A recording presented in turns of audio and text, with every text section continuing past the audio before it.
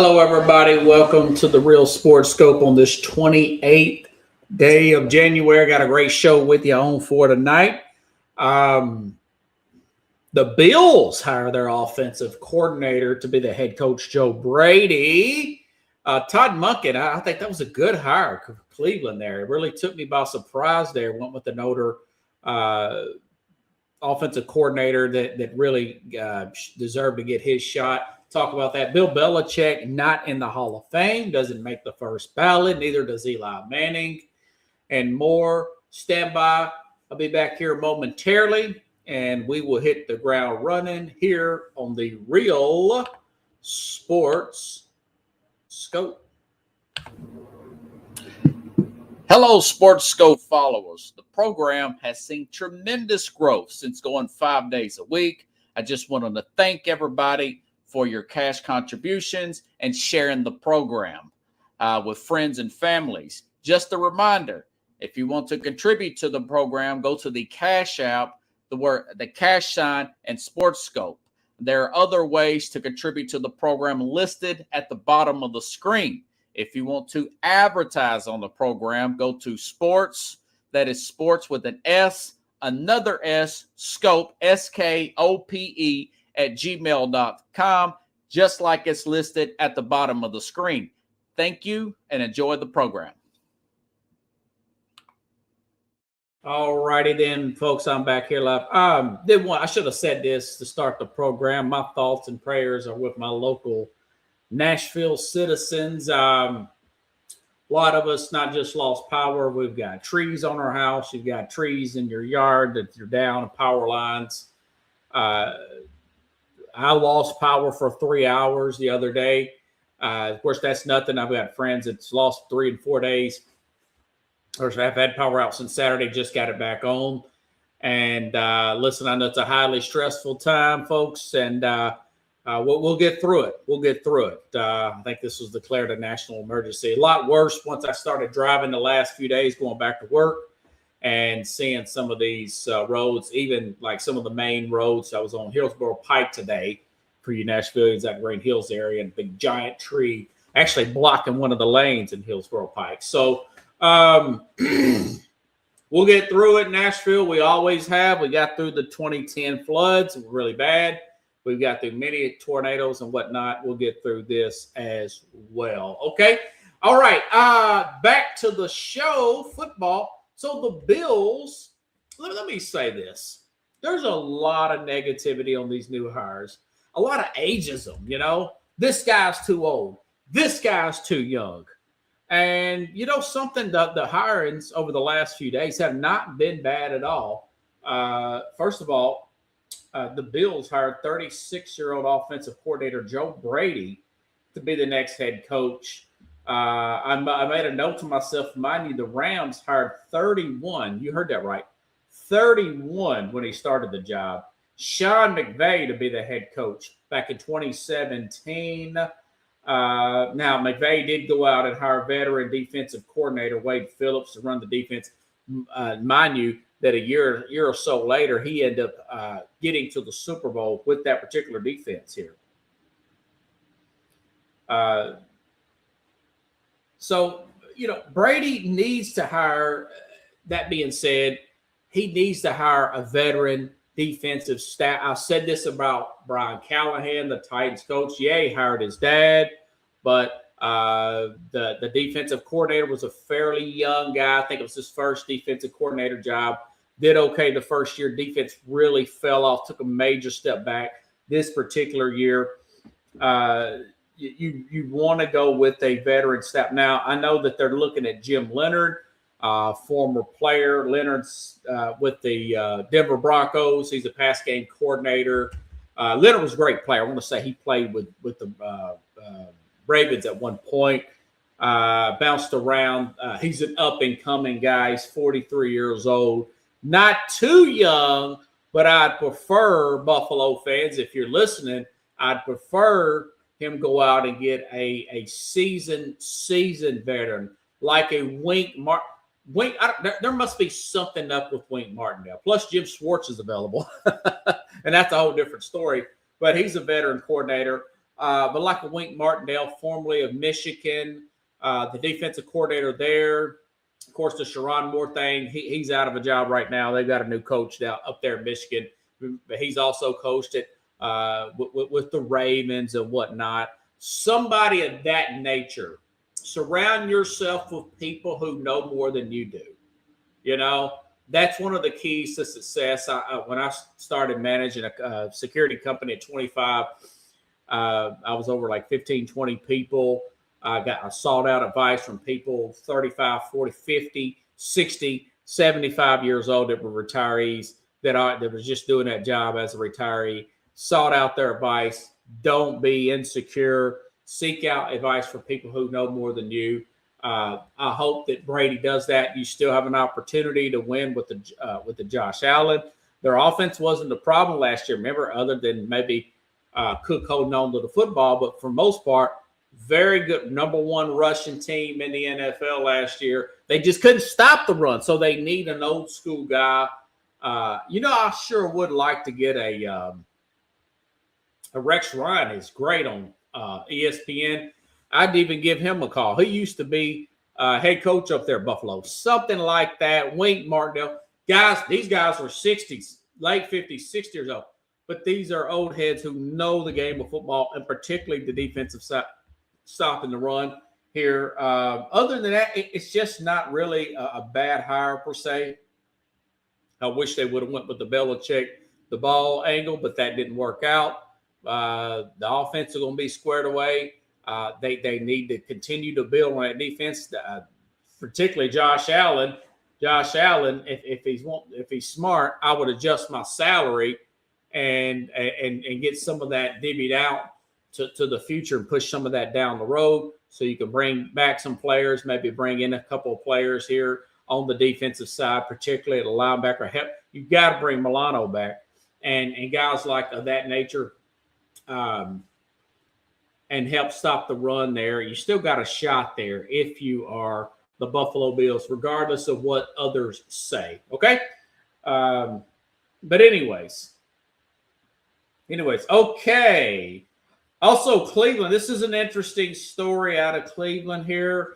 The reports about the Cleveland Browns have been that the Browns are wanting to put out this essay, and they've got this really highly analytical way of going about hiring a coach. And I thought that they were looking at some of these really young coaches, guys. I don't know, I think one of the assistants there with the Rams and whatnot. And I'm thinking they're going to get somebody nobody's never heard of. But then they put the stipulation, well, we want you to take Jim Schwartz, which is, listen, stuff like that has happened before and has been successful before. I mentioned that with Rich Ferris before when he came on the program, which Rich was supposed to come on tonight, but he's another guy that had the power issue here in Nashville. Was going to talk about the ball going to the Titans thing. But anyways, that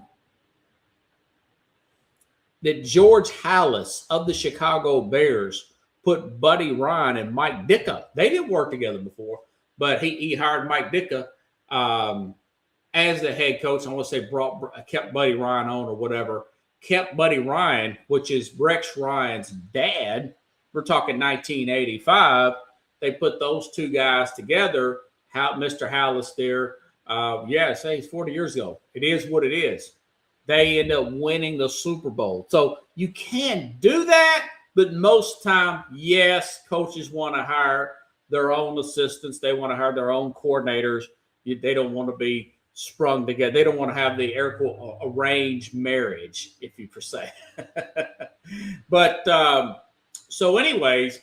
so that was the story of the week coming into this week, that they were going to this, and a lot of guys were simply taking their name out of the hat. So they did a quick pivot this morning, and they hired Todd Monken, 59-year-old former offensive coordinator of the Baltimore Ravens. And what a lot of people, I'm just hearing it, what I'm not reading about, which I already know, why did you want to come to the most influential sports talk show on the planet, is that Monken very successful with Lamar Jackson. You know, Lamar Jackson, and I looked at his numbers for those 3 years. Even the year that he won, the second year he was in the league, remember he got the MVP that year, but they got put out in the first round. But first year, I mean, just absolute best years.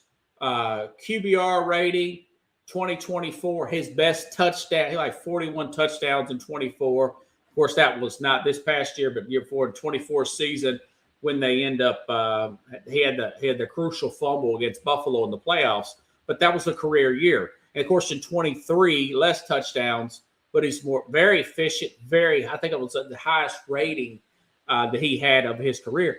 That particular year, Lamar wins the MVP, and of course, that's the year they should have won the Super Bowl. People want to criticize the passing and everything, the game plan in the Kansas City game. If you watch a game, Lamar simply just did not execute it. But that's what he was there for, to develop Lamar more as a passer per se. And hey, listen, I thought he did a great job. You look at the numbers there, completion percentage, touchdown to interception ratio, everything better, career high, all with Lamar Jackson.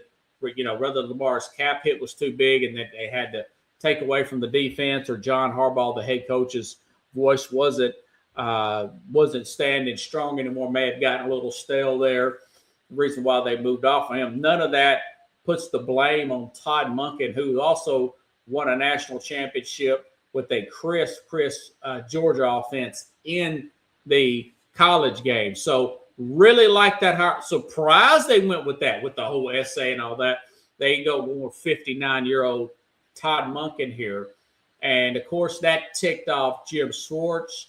Never really been a Jim Schwartz. That's the defensive coordinator of the Cleveland Browns. I thought maybe that would be a pretty decent 1-2 combo, though, to put a veteran staff together like that. But, of course, his ego got bruised there because he thought he was going to get that head coaching job. So he's taking himself out of the running to be their coordinator. So, and he's still got a year left, so I don't know how they're going to work that out. But if you're Cleveland, you don't want to work. You got to let him walk and let Monken find him a different coordinator, which I'm sure he will find somebody as well with all that talent. But Schwartz was the head coach there with going back, I think, when Matt Stafford first came in. I want to say 2008. Did get to the playoffs one year, lost the playoff game to New Orleans here with Matt Stafford. But that didn't work out. He was later fired, and he became like the defensive coordinator of Buffalo. The big knock on his defenses are not very consistent. You could often throw on them. Very good against the run, but not as good at home. Not as good on the road as they are at home. Decent overall, but when he was fired from Detroit, he was a defensive coordinator at Buffalo. Buffalo beat Detroit, and then he asked the team to carry him off the field to really rub it back in Detroit's face. So he's got a very big ego that could be easily bruised. So be it if you're a Cleveland Brown fan with the Jim Schwartz thing here. It's a pretty decent coordinator. He's not my favorite. I'd rather a guy like a McAway, or I'd rather a Brian Flores type of guy that has more of a consistent type of defense than a Schwartz. He's not a bad coordinator, but he's not as good as he thinks he is, per se. But overall, hey, that is a very good hire. I mean, he's going to be paired up with Shedeur Sanders. And the big thing with obviously your Cleveland Brown fans of the world is, getting rid of that last cap hit there, that last bit of dead money from the guaranteed money from Deshaun Watson contract there. So it'll be 1 year where not sure if they're going to make the playoffs or not. They'll be year one coming in this season, but next year they'll be able to get, have a clean slate and get that off of them. Now, that being said, I do assure you, Todd Monken like Lamar Jackson, like Bennett, Stetson Bennett of Georgia, he will get the absolute best out of Shedeur Sanders. You mark my word. And mind you, they've also got Jacksonville's first round pick, and they've got multiple fifth round picks as well. Not to mention all the picks they had last year with guys with Dylan Sampson and then the running back there, Winston Junkins or whatever. So they've got some pieces there. Mason Graham there on the defensive side. Of course, you have the defensive player of the year there and Myles Garrett. A lot to build off of there in Cleveland. Of course, they've got to get their quarterback situation squared away. But I like that. I like where they're going there with this hire. Totally opposite of what I would have thought a week ago. But hey, good pivot for Cleveland. Cleveland's not always doing something stupid. When they do something stupid, I'll tell you they do something stupid. When they went a little quarterback crazy in this last year draft, yeah, that was a little stupid. But this particular hire is a very good hire. Probably need a little help at receiver. Add some depth there on defense. And we'll see. I mean, they've got Haining there at tight end. It's going to be an interesting. Obviously, it's just everything is about Shedeur Sanders, his development, and see how much, which I think he will. He's going to get more out of Shedeur. The question is, how much more out of Shedeur?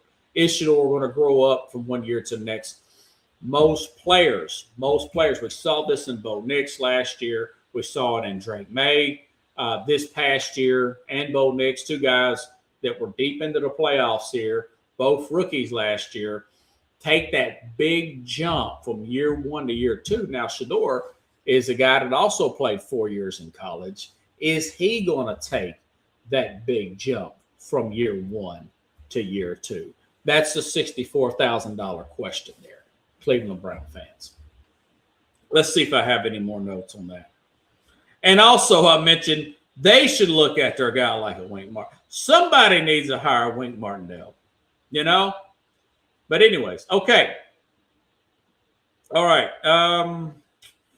So we've got the Browns covered here. And eventually, probably next week, I will give you all my ranking of the new hires here. Okay. So right now we've got Todd Monken with Cleveland. We've got Joe Brady with the Buffalo Bills. Good hire there. Steelers, Mike McCarthy, great hire. A lot of people, this guy was crying, and I meant to get this clip, and I totally forgot.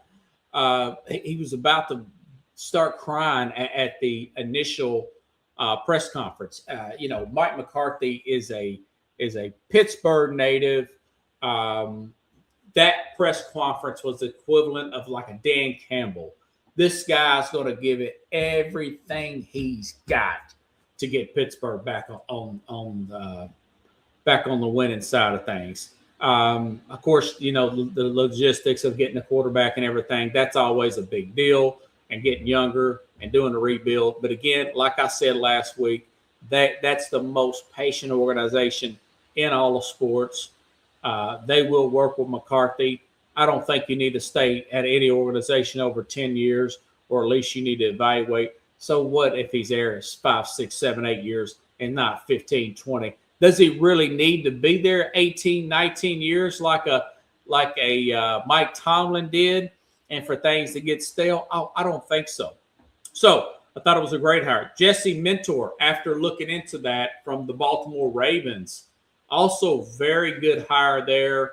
The guy I talked about last week worked with both Harbaughs there, about 8 years, I want to say, of an apprenticeship there. Been a hot commodity for the last few years. He could be the Ben Johnson of this particular hire, coming from the defensive side of the ball. And, of course, the Giants with John Harbaugh, with all their talent, it's already in place.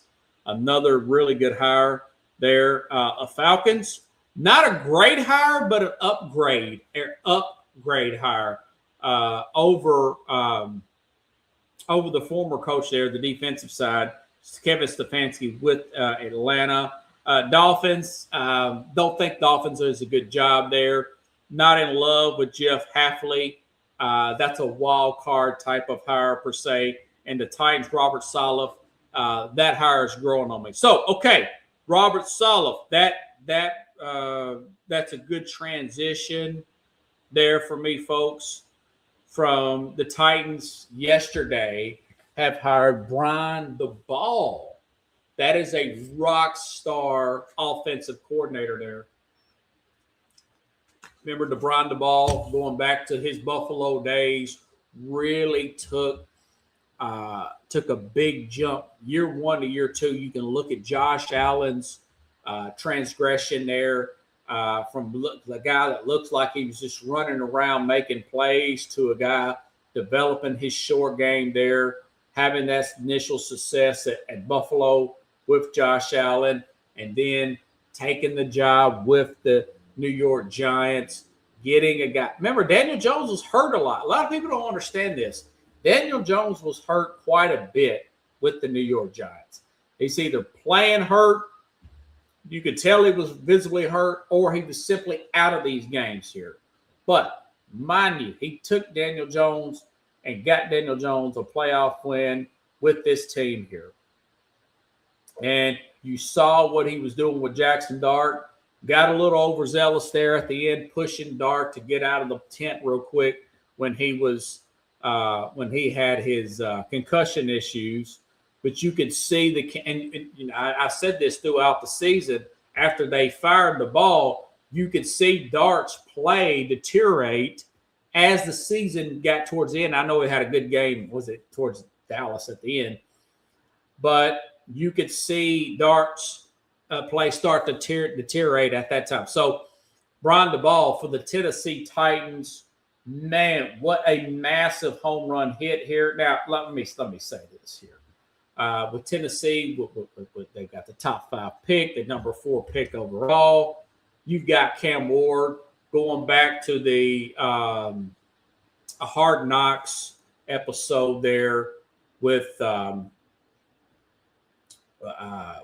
Daboll, the New York Giants, the offseason, which, by the way, that's my favorite one. Of all the types of formats they can do, the offseason Hard Knocks with the Giants was the best one I've ever seen. That shows the front office throughout the draft process. I thought that was really cool. But that being said, he really in love with Cam Ward, the way Cam Ward conducted himself in his meeting and stuff.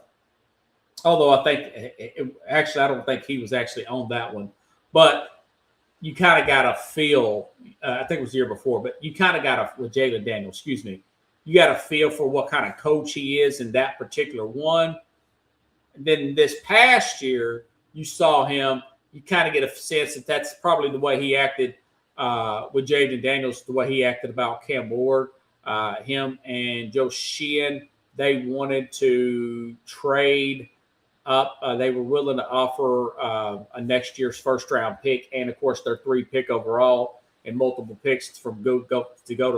Now, it would have worked out if they would have done that, but they were offering multiple picks to move up from 3 to 1 to get Cam Ward. Obviously, Tennessee turned that down. Now, so he likes Cam Ward. You got the $100 million plus in cap room. That's the most in the NFL. You got Cam Ward.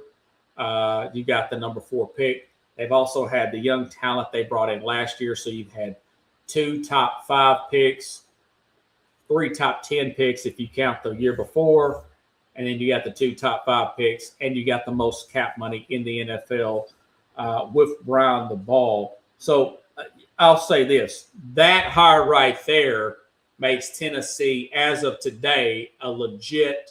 This is before free agency coming up in March, which is going to be huge here in Nashville because the Titans have all this money. But you look at that, if they're halfway competent in how they spend money in free agency and have a somewhat decent draft where they get a guy like a David Bailey from Texas Tech for an edge rusher, or Reuben Bain, edge rusher from Miami, somebody of that nature, that this combination of Robert Saleh and Brian Daboll will put them in the playoff hunt next year. That will put them in a not Super Bowl hunt. There's too much competition out there. But I can conservatively say they will be a legit playoff contender next year. Now, the Brian Daboll, the issue I have with hiring a guy that's a star like a Brian Daboll, that you're probably only going to get him 1 year.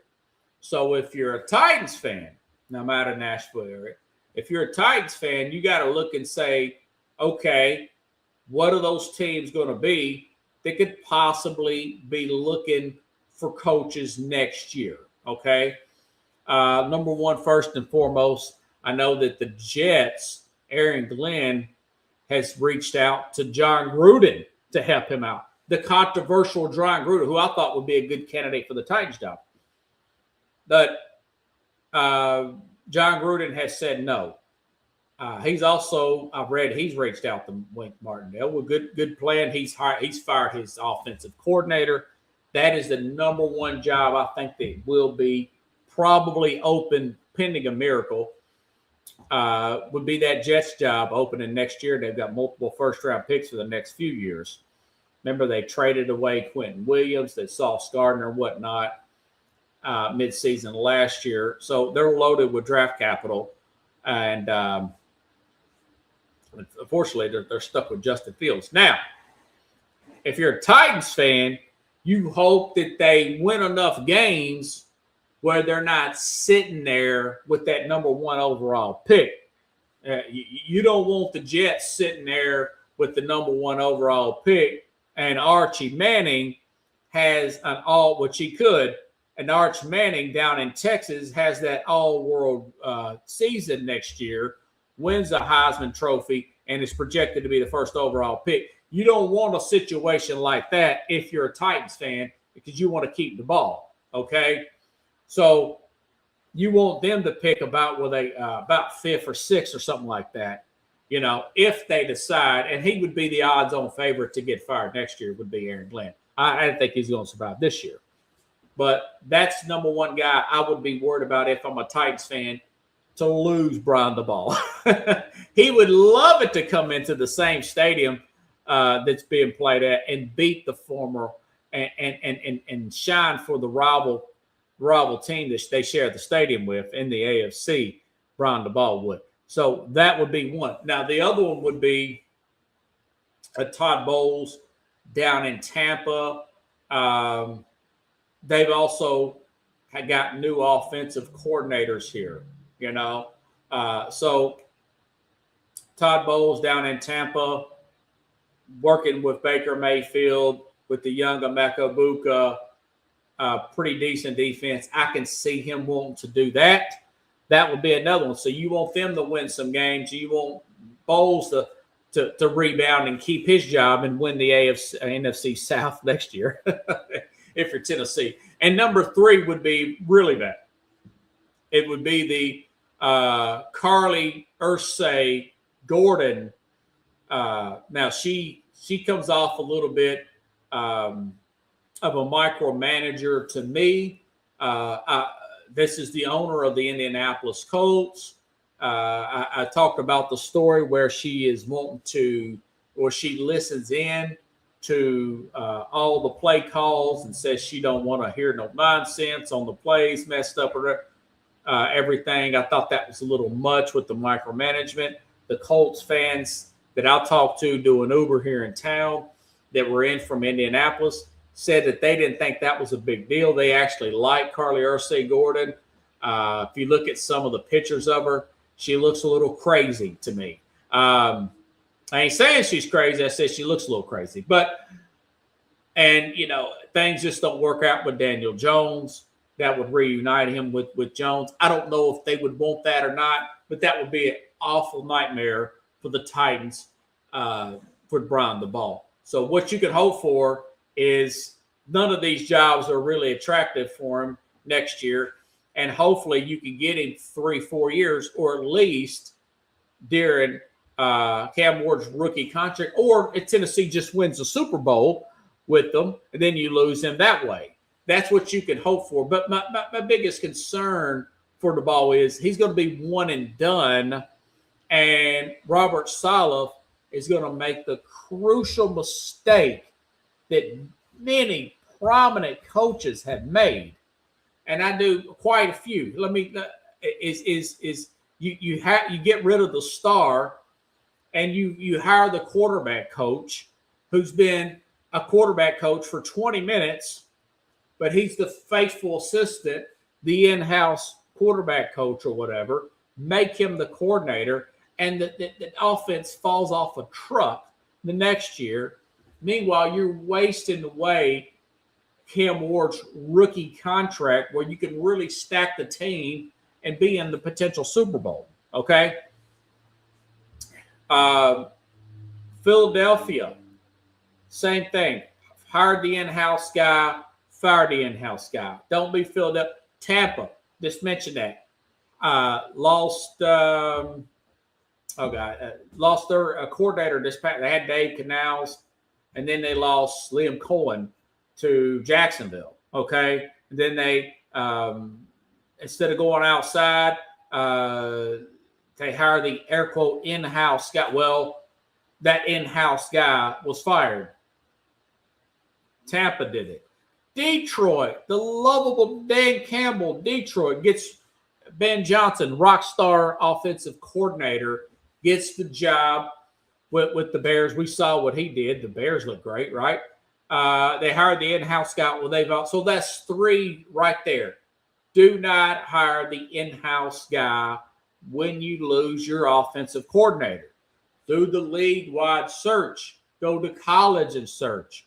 Go through, overturn every single rock possible, Robert Saleh, because I'm sure it ain't if, it's when you're going to lose Robert Duvall. I hope Robert Duvall's doing well. I like his movies.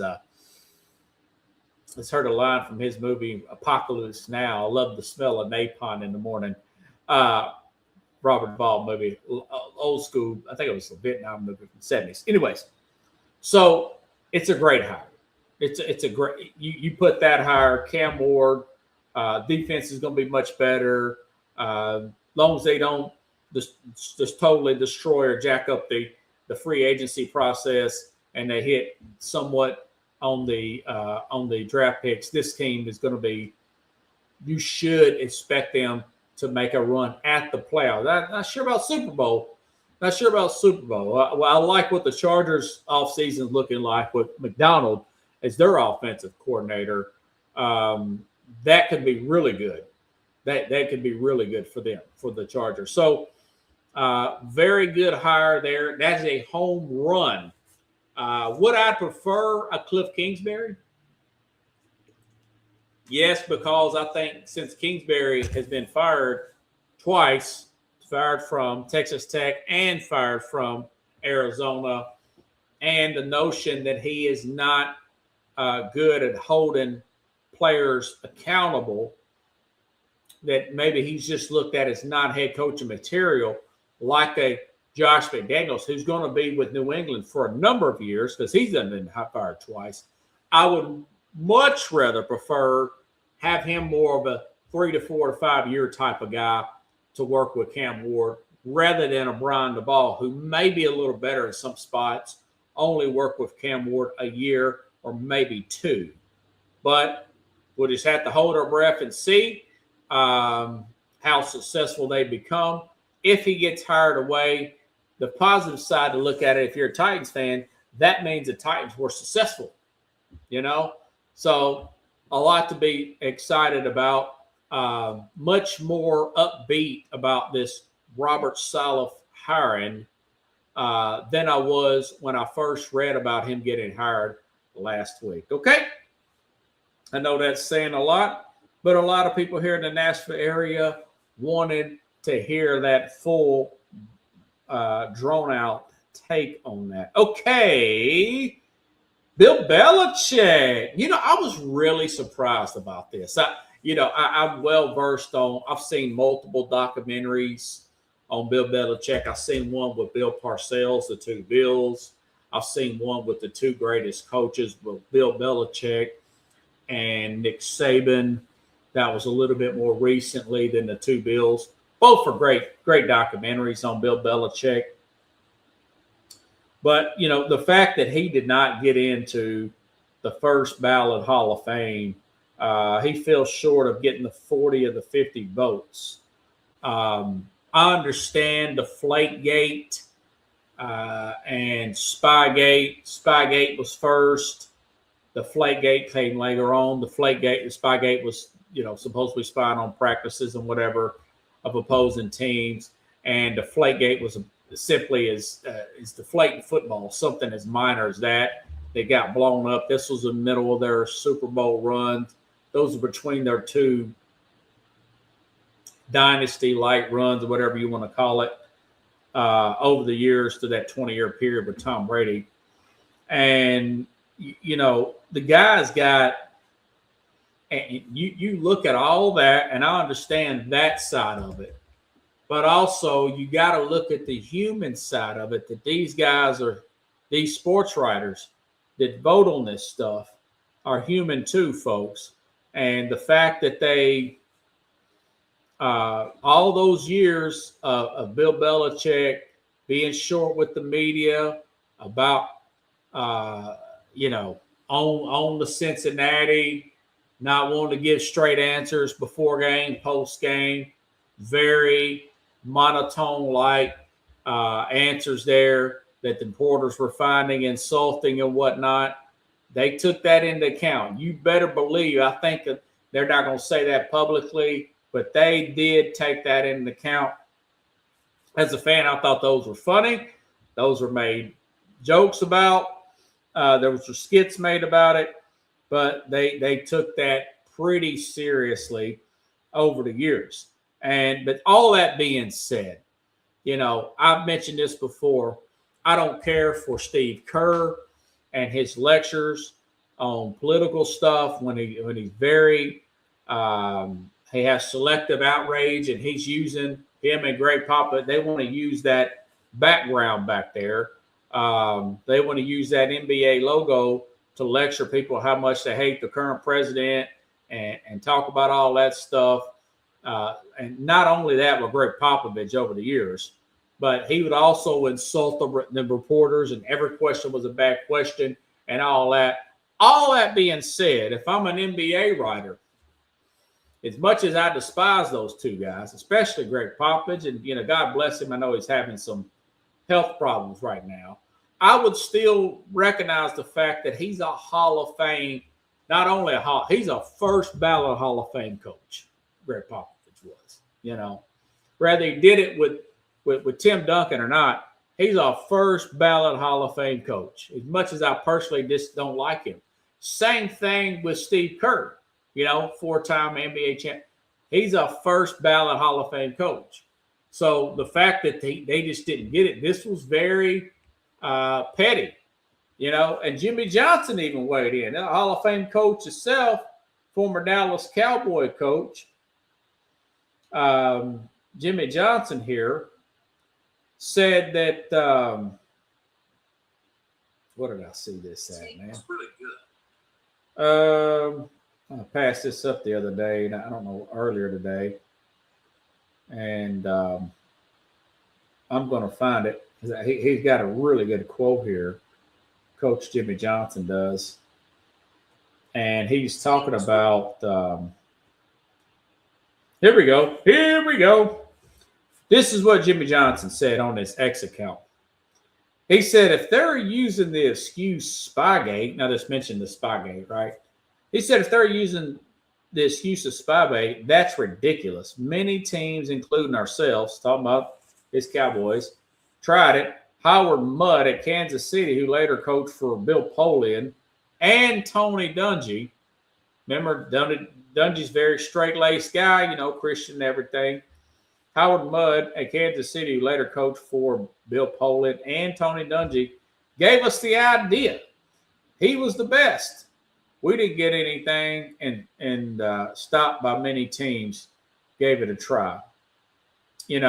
We didn't get anything and stopped by many teams, gave it a try. So essentially, he's saying it's really and Jimmy Johnson puts the word excuse in all caps, Spygate, because I noticed that Rob Parker from Fox Sports said he has mad respect for the writers to be able to say Belichick shouldn't be rewarded for cheating. It's really a bunch of nonsense. I think they just wanted to send a message to Bill Belichick that he wasn't above the league. I still think he'll probably get voted in next year around. Just like Terrell Owens wasn't first ballot, even though his numbers were first ballot. He was a headache in the locker room. He's one of the most toxic players I've ever seen when he was at his worst. But he ended up getting it. Numbers-wise, he was there. It wasn't this wasn't a popularity contest. It was a production contest. It's all about production. And Terrell Owens did get it. Remember, he ended up doing this speech there at Chattanooga and have an event there where he went to school at rather than the regular Hall of Fame. So be it, Terrell Owens is happy. I thought that was nonsense. I would definitely vote Bill Belichick into the Hall of Fame, especially with the Spygate and all that stuff. Listen, folks, he won Super Bowls after the Spygate incident, and technically, yes, him and Brady won Super Bowls after Deflategate. And by the way, Brady played on those teams, and Brady was the first ballot guy. So do you really want to hold him responsible for that? You got to go across the board. It was just pure, some people want to call it jealousy. I just think it was like a way of getting back at him, the way he's talked to the reporters over the years. I think it's mainly that. The old adage is you get more bees with honey than vinegar. But either way, he'll get in. I think so. But the fact that he's older, it's a little bit, it was a little bit of a, we all know he's the best. I still say he's the greatest of all time. Others may disagree because of his record without Brady, but I still think that you look at what he did with Cleveland, and you look at the fact that the story is not over with yet. He's still coaching. So let's not jump to conclusions on anything of that nature. Okay, same thing with Eli Manning. Eli Manning did not get voted in to the Hall of Fame. Now, I said the day he retired, the day Eli Manning retired, I said Eli Manning should be in the Hall of Fame, but Eli Manning is not a first ballot Hall of Famer. His numbers are not of his brother. They're not gaudy like a Tom Brady. They're not even like a Drew Brees. I think Drew Brees has one of the passing records, or did it for one time. I think Peyton broke it, whatever. But the old adage is, can you tell the story of the NFL in his era without using Eli Manning's name? And the answer is no. One time you could call it a fluke if he would have beat the 2008 or 2007 dominating Patriot team that went 18-0. You beat them in the Super Bowl. Big throw after big throw. David Tyree catch. The Plexico Burress catch. And you do that once, but then you do it in the second Super Bowl where you had the Mario Manningham play, definitely got to put him in, but he's not first ballot. This is the first ballot. I'm totally okay with that. Totally different situation with the Belichick, arguably the best of all time. So I do think he'll get in, maybe second or third. Eli Manning, I know he's a little disappointed. Not first ballot, but you cannot take those 2 rings away from him.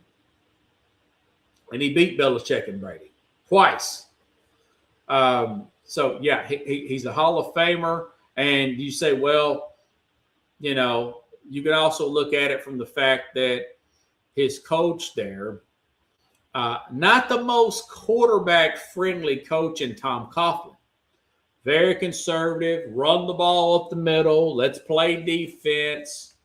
You know, I know that Mark Brunell had a shot at MVP one year in '99 when they won 14 games. And he was also coaching that team. But for the most part, quarterbacks in Tom Coughlin's offense don't really succeed. I mean, it's really a team about, it's really like a Marty Schottenheimer type of team, except he actually won with Manning. Very conservative, reset the clocks, make the very disciplinarian type of don't turn the ball over. Let's don't take a lot of big chances. Let's be very disciplined type of military like the coaching staff. Well, most of his career he played under Tom Coughlin, where that's just the type of the very conservative system they had. Nothing really overly creative in offense, rather than him playing under like a Sean Payton or Sean McVay right now, or a Kevin O'Connell, somebody of that nature, where he could have had those gaudy numbers. But we know he had the talent. We saw him in college. He was the first overall pick too. You know, he had great numbers in college. But I think he'll get in. That's my whole point. I think that Eli Manning will get in to the Hall of Fame, if not the next few. And you know, there is some speculation. I think Bill Poland's one of those voters, going back to that Bill Belichick thing. And there's some speculation that he's one that didn't vote Belichick in. And Bill Poland, the former general manager, I thought those were sports writers, saying he could not remember with 100% certainty on if he voted for Bill Belichick to be in the Hall of Fame, per Seth Wickersham. Poland said he was shocked to find out that Bill didn't get in. So that feels a little bit suspect right there. Don Shula, former Miami Dolphins head coach here, his son, one of his sons is a defensive coordinator or whatever. He's assistant there with the Rams. Been talked about potentially being a very young, like 35, potentially being a head coach at some point. He said he didn't like Belichick. He always thought he was a cheater, and he's still trying to get Don Shula's record. Don Shula, former Dolphins coach, who has the only perfect season in NFL, 72 Dolphins. But I think he's got the all-time wins record. He's still short of that.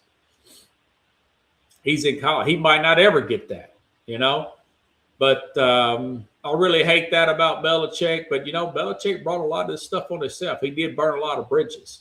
But that was just his personality. I still think he'll probably get in the next ballot. I kind of like to see him get the job in the NFL and get that record, get Don Shula's record. He's only a few short. I think he's like 13 or something wins or something like that. He's not very far off of that particular record. Okay, folks, if you like the show, share the show. I'll be back here tomorrow. We'll discuss all these coaching hires and openings with the Mad New Yorker. We'll go over, get his take on the 2 conference championship games here. And hopefully next week I'll have my man Rich Ferris on. He, like I said, him and a lot of people got issues with the power being out for several days. When it's out like that, you have to throw all your food out. You got to really do a reevaluation of everything so you won't get food poisoning or anything. So, and everybody in the city is going through it. It's still ice all over the place because the temperature hasn't got very warm at all. It's barely above freezing for an hour or two all week. So I'll be back here again live with the Mad New Yorker, and hopefully I'll get a few more guests as we go along into the off season. We got a lot of stuff to talk about here. Probably start getting into a little bit of college basketball is good too. Start talking a little bit more of that. What I've been snowed in over the past few days, I've been catching up on a lot of college basketball. And I tell you, a lot of talent out there. Very impressed with Vanderbilt. Big win over Kentucky just last night here in Nashville area. And I was impressed with the comeback road win by, of all people, Coach Calipari in Arkansas over Oklahoma. I saw that game last night, too. So that was a good comeback win, double-digit road comeback win for them as well. So just getting the last few nuggets in there, folks. Have a good night, everybody. I'll see you tomorrow. Same time, same place, here on The Real Sports Coach.